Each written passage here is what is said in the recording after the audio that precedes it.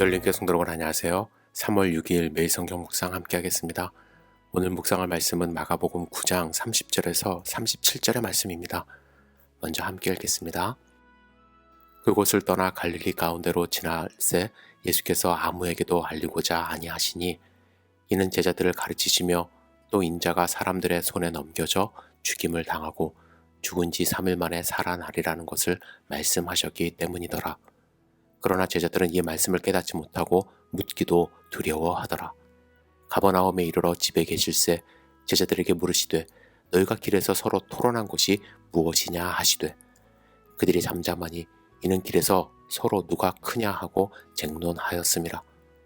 예수께서 앉으사 12 제자를 불러서 이르시되 누구든지 첫째가 되고자 하면 뭇사람의 끝이 되며 뭇사람을 섬기는 자가 되어야 하리라 하시고 어린아이 하나를 데려다가 그들 가운데 세우시고 안으시며 제자들에게 이르시되 누구든지 내 이름으로 이런 어린아이 하나를 영접하면 곧 나를 영접함이요 누구든지 나를 영접하면 나를 영접함이 아니요 나를 보내신 이를 영접함이니라. 아멘. 여러분, 우리가 그동안 마가복음을 묵상했지만 예수님은 제자들에게 메시아적 사명에 대하여 반복적으로 말씀하셨습니다. 예수님의 사명은 무엇입니까? 십자가에서 인류의 죄를 대신해 죽으시고 다시 부활하는 그것이죠. 하지만 제자들은 예수님이 죽으신다는 그 사실, 그 말씀 받아들일 수 없었습니다. 베드로가 나서서 예수님께 항변하다가 혼나지 않았습니까? 근데 그 뒤로도 예수님이 이 말씀을 하신 것에 대하여 제대로 깨닫지 못했어요. 왜냐하면 제자들은 예수님이 로마의 군사들을 어떤 비상한 신적 힘으로 제압하시고 또 이스라엘의 왕이 되셔서 세계 속의 강대국으로 우뚝 세우실 그 날을 생각했던 것입니다. 그리고 그 나라에서 예수님이 왕이 되시면 자기들은 예수님의 12제자 아니에요? 그 옆에서 큰 자리 하나씩을 차지할 것으로 생각한 겁니다. 그래서 예수님은 계속해서 하나님 나라를 선포하시면서 예수님이 죽어야 된다, 고난받아야 된다 말씀하셨지만 제자들은 뒤에서 계속 누가 큰지를 쟁론하고 있었던 것입니다. 본문을 읽을 때 우리는 예수님이 보여주신 기적이 무엇이고 예수님이 가르치신 하나님 나라가 어떤 곳인지 깨닫지 못하는 제자들을 보면서 참 한심하다는 생각을 할 수밖에 없습니다. 하지만 여러분, 이 어리석은 제자들의 모습, 그 안에서 우리의 모습 발견할 수 있지 않습니까? 교회 모습을 보세요. 교회 안에서 누가 장로가 되느냐, 권사가 되느냐, 리더가 되느냐, 많은 교회에서 이 다툼이 끊이질 않습니다. 그래서 상처받고 나간 사람들 많고요. 세상 사람들이 손가락질을 합니다.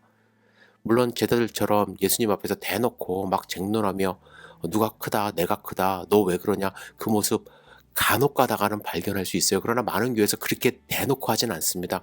하지만 누군가 나를 가르치려 하고 누군가 내 리더가 되려고 하면은 여러 가지 이유를 들어서 반대하거나 서로를 깎아내리는 모습 저도 많이 경험했습니다.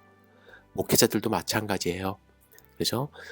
누구 교회가 크냐, 어느 교회가 성도가 더 많은가 하는 식으로 경쟁, 욕망 교회 안에 가득합니다. 제가 한국에 있을 때에 목회자들의 모임에 참석한 적이 있습니다. 초교파적인 모임이에요. 그런데 한 목사님이 전화로 누군가 도착한다는 소식을 듣고 주변 목사님들에게 알렸습니다. 그때 거의 모든 목사님들이 자리에서 일어나 식당 앞에 도열하는 모습을 보았어요. 그리고 그분을 맞이하여 상석으로 안내하는 모습을 보였습니다. 참 기가 막혔어요. 과연 그 자리에 예수님이 계셨는가? 예수님이 그 모습을 봤을 때 그 마음이 어떠했는가? 참 답답했습니다. 큰 교회 목사님일수록 뭇사람의 끝이 되어 뭇사람을 섬기는 자가 없는데 과연 한국 교회 성도님들, 미국 교회도 마찬가지겠죠. 성도님들이 과연 그럴까요? 예수님은요, 이렇게 깨닫지 못하는 제자들을 가르치시고자 어린 아이 하나를 세우셨습니다. 어린 아이 어떻습니까? 나약합니다. 지혜도 완전하지 못합니다. 판단력도 흐립니다.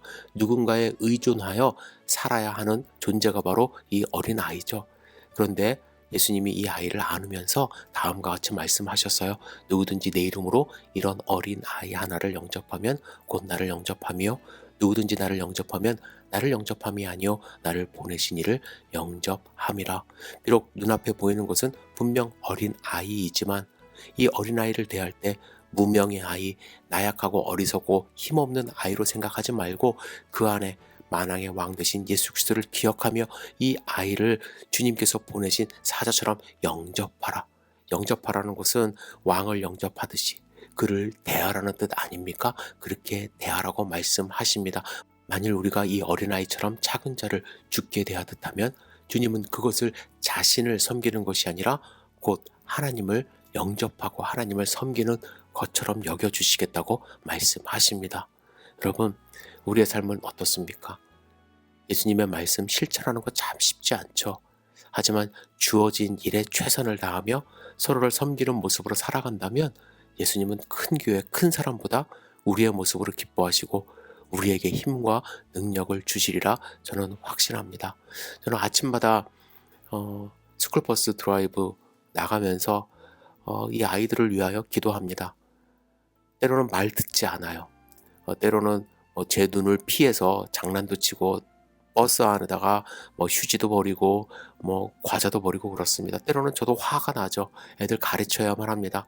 하지만 그래도 아침에 나갈 때는 주님, 이 아이들을 잘 섬길 수 있도록 인도하여 주시옵소서 하면서 이렇게 합니다. 그래서 제 모습 속에서 아이들이 선한 영향력 받을 수 있도록 제 자신을 낮추며 나갑니다. 그런데 저를 위해서 기도해 주셔야 될 것이 그런 모습 참 유지하는 것이 쉽지가 않습니다. 피곤할 때도 있고요. 때로는 짜증날 때 많이 있습니다. 그래서 저는 주님께 의지할 수밖에 없습니다. 여러분들도 마찬가지일 거예요. 회사에서 일하실 때, 공부하실 때, 어디에 있든지 누구를 대하든 주님을 대하듯 하시며 오늘도 주 안에서 승리하는 귀한 하루 되시기를 주님의 이름으로 축복합니다. 기도하겠습니다. 전능하신 주님, 오늘 하루의 삶을 온전히 주님께 의지하며 드립니다. 부족한 저희들 붙들어 주시옵소서.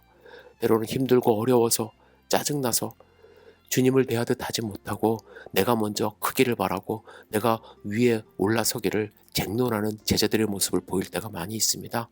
불쌍한 우리를 나약한 우리를 붙들어 주셔서 하나님의 자녀 삼아 주셨듯이 우리를 성장시켜 주시고 하나님 나라의 일꾼으로 주여 하루하루 세워 주시옵소서. 오늘 하루의 삶을 온전히 주님께 의지하며 드립니다. 예수님의 이름으로 기도드렸사옵나이다. 아멘.